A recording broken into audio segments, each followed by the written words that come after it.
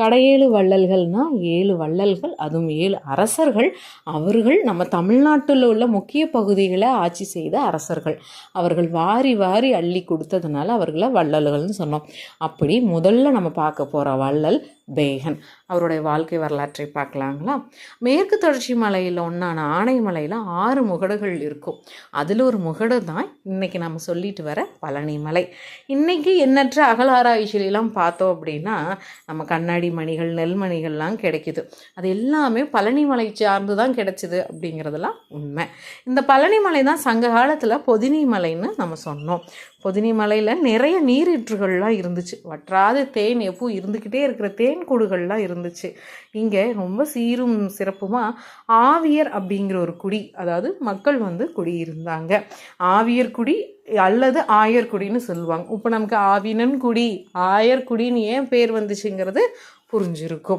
இப்படிப்பட்ட பொதினியை ஆட்சி செய்தவர் தான் நம்ம கடையேழு வள்ளல்ல ஒருவரான பேகன்.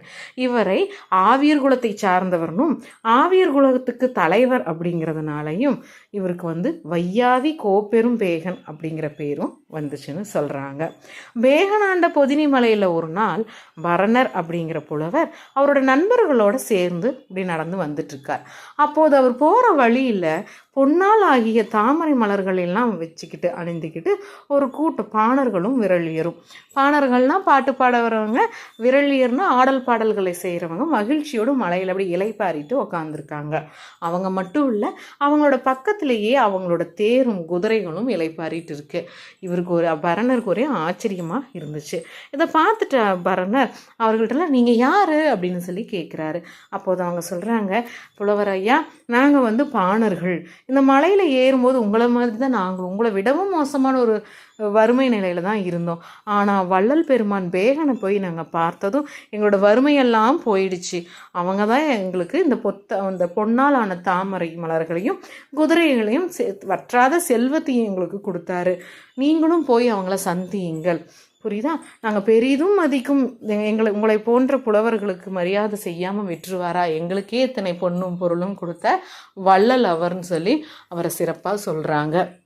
உடனே அவங்க கூடவே என்ன சொல்கிறாங்க, ஒரு நாள் எங்களோட பேகன் அவர்கள் மாலை நேரம் அப்படியே நடப்பயிற்சி மாதிரி நடந்துட்டுருக்கார். உலாவி கொண்டு இருக்கும் பொழுது காட்டின் வழியே, அது மழைங்கும் போது காடாக தானே இருக்கும், அந்த வழியே அவர் ஒரு ஆண்மயிலை பார்க்குறாரு.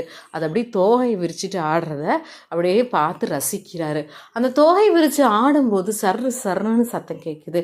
அவர் தோகை விரித்து ஆடுனா சர்ரு சர்ன்னு சத்தம் கேட்குமா அப்படின்னு யோசிச்சுட்டு, ஐயோ வாயில்லாத ஜீவனுக்கு குளிரும் போல இருக்குது, வாய் இருந்தால் அது சொல்லியிருக்குமே, வாய் இல்லாதனால தான் தான் தோகையை விரித்து அதுக்கு குளிருதுன்னு சொல்லி சர்ரு சர்ன்னு ஒலி எழுப்புது.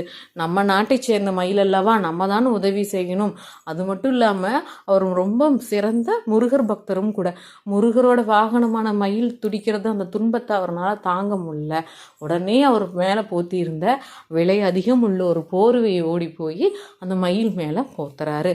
இதையெல்லாம் பக்கத்தில் இருந்தவங்களாம் பார்த்துட்டு, அரசே என்ன நீங்கள் போர்வையை போத்திட்டீங்க அப்படின்னு கேட்கும்போது அவர்களோட எண்ணத்தில் என்னன்னா, மயிலுக்கு போர்வை போர்த்த தெரியுமா, இது திரும்பவும் எடுத்து அதை போர்த்தி கொள்ளுமா, அது குளிர் இல்லையே, அது இப்படித்தானே தொகை விரிச்சு ஆடும் அப்படின்னு யோசிச்சாலும், இன்னொரு பக்கம் ராஜா பாரு, வாயிலா ஒரு ஜீவன் தன் நாட்டை சேர்ந்த ஒரு மயில் துன்பப்படுதுன்னு சொல்லி ஒரு நிமிடமும் அதுக்கு பொருந்துமா பொருந்தாதெல்லாம் யோசிக்கல.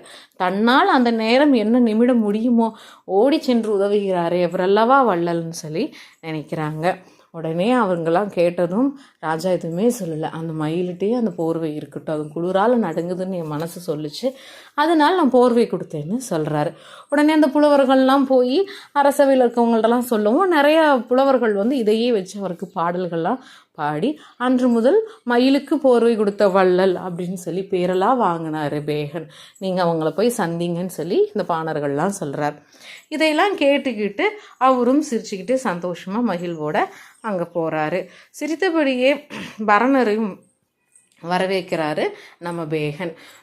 பேகன் பார்த்துட்டு என்ன சொல்கிறாரு, இது மாதிரி பாடல்கள்லாம் பாடுறாரு. அவங்க பாடல்கெல்லாம் ஏற்ற பரிசெல்லாம் கொடுக்குறாரு. பரிசு மட்டும் கொடுக்காம நீங்கள் அந்த மலையில் கொஞ்ச நாள் தங்கிட்டு போகணும்னு கேட்டுக்கிறாரு. அவர்கிட்ட கேட்டுக்கிட்டதுனால அவரும் அங்கேயே தங்கி அந்த மலை வளமெல்லாம் பார்க்குறாரு. அந்த மலை வளம்லாம் பார்த்துட்டு இவரும் பாடல்கள் பாடுறாரு. அதே சமயத்தில் வள்ளல் மட்டும் கிடையாது, போருன்னு வந்துச்சுன்னா யானையின் மீது உட்காந்து இந்த வேல் தாங்கி அவர் போகிற கம்பீரத்தை பார்த்து இவர் வள்ளல் மட்டும் இல்லை வீரத்திலையும் சிறந்தவர் தான் சொல்லி நிறைய பாடல்கள்லாம் மலைக்கு ஒப்பிட்டு கூட இவருக்கு பாடுறாரு.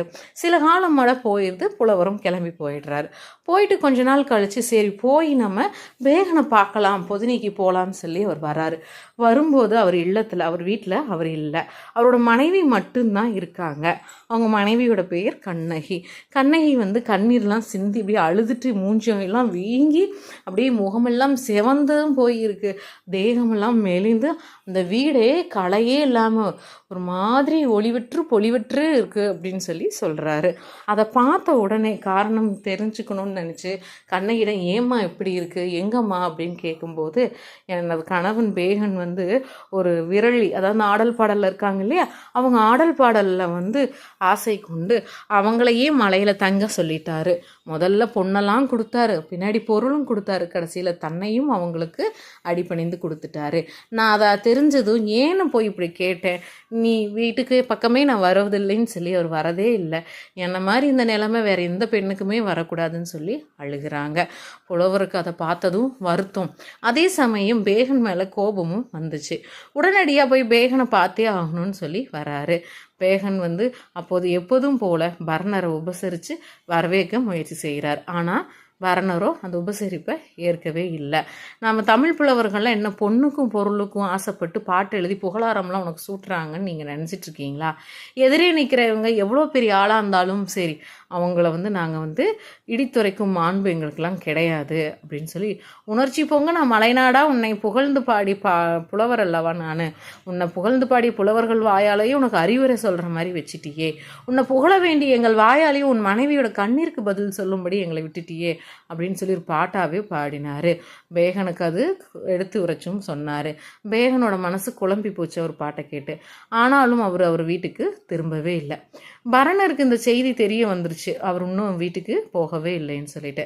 அந்த காலத்தில் பரணரும் கபிலரும் ரொம்ப நெருங்கிய நண்பர்கள் தான். அதனால் பரணர் ஒரு நாள் கபிலரை சந்தித்து பேகனோட கதையெல்லாம் சொல்கிறாரு. கபிலரும் இது இப்படியே விடக்கூடாதுன்னு சொல்லி பொதினி மலைக்கும் விரைந்து போகிறாரு. போன முறை கபிலர் பொதினி மலைக்கு போனப்போ அந்த பொதினி மலையோட நீர்வளம், அந்த தேன், ஆய்ச்சியர், குறவர்களையெல்லாம் பார்த்து ரொம்ப அழகான பாட்டெல்லாம் பாடினார். அதையெல்லாம் சொல்லிட்டு யானையின் கண்ணமர்ந்து போர் புரியும் திரையுனுடையவனே, இந்த முறை நான் உன்னையோ உனது நாட்டையோ கண்டு பாடல் படி சிறப்பிக்க வரல, வற்றாத கண்ணீரோட உன் வீட்டு வாசல்ல ஒரு பெண் நிற்கிறாளே, அவளுக்கு நீதி என்னன்றுன்னு கேட்கத்தான் நான் வந்தேன்னு சொல்றாரு.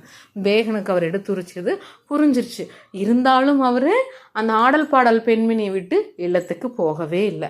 பின்னாடி அரசியல் கிளார், பெருங்குன்றூர் கிளாருங்கிற பெரும் புலவர்கள்லாம் பாட்டு பாடி அவங்க அவர் கொடை வள்ளல் பொருள்கள் பரிசா கொடுக்கும்போது எங்களுக்கெல்லாம் எதுவும் வேண்டான்னு சொல்லிடுறாங்க.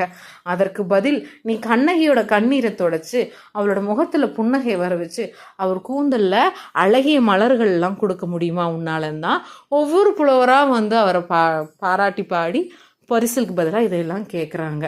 கரைப்பார் கரைச்சா கல்லு கூட கரையுன்னு சொல்லி நம்ம சொல்லுவோம் இல்லைங்களா பழமொழி. அதே மாதிரி தான் பேகனோட மனம் தொடர்ந்து இது மாதிரி புலவர்கள் சொல்கிறதுனால மாறுச்சு. நமது மலை வளத்தையும் மக்களோட வளத்தையும் கொடை குணத்தையும் வீரத்தையும் பற்றி சொன்ன புலவர்கள் பெருமக்கள்லாம் இன்னைக்கு நம்மளை இடித்துரைக்கிறாங்களே, நம்ம மேலே எவ்வளோ கோபம் இருந்திருக்கோ, எவ்வளோ வறுமையாக இருந்தாலும் உன் பொருள் எனக்கு வேண்டான்னு சொல்லி என்னை புகழ்ந்து பாடி என்னோட மனைவியோட கண்ணீரை துடைக்கும் மாதிரி கேட்டுக்கிறாங்கன்னா அப்போ நம்ம எவ்வளோ பெரிய தவறு செஞ்சிட்டோன்னு சொல்லி உணர்ந்துடுறாரு. உடனே கண்ணகி இருக்கிற வீட்டுக்கு போய் பார்க்குறாரு. கண்ணகியோட கண்ணீர் இப்போ மறைஞ்சிருச்சு, இன்பமெல்லாம் நிறைஞ்சு போச்சு. சீரோடு சிறப்போடும் அவங்க ஆட்சி செய்கிறாங்க. கொடையும் வீரமும் திரும்ப திரும்ப செய்ய ஆரம்பிக்கிறாங்க.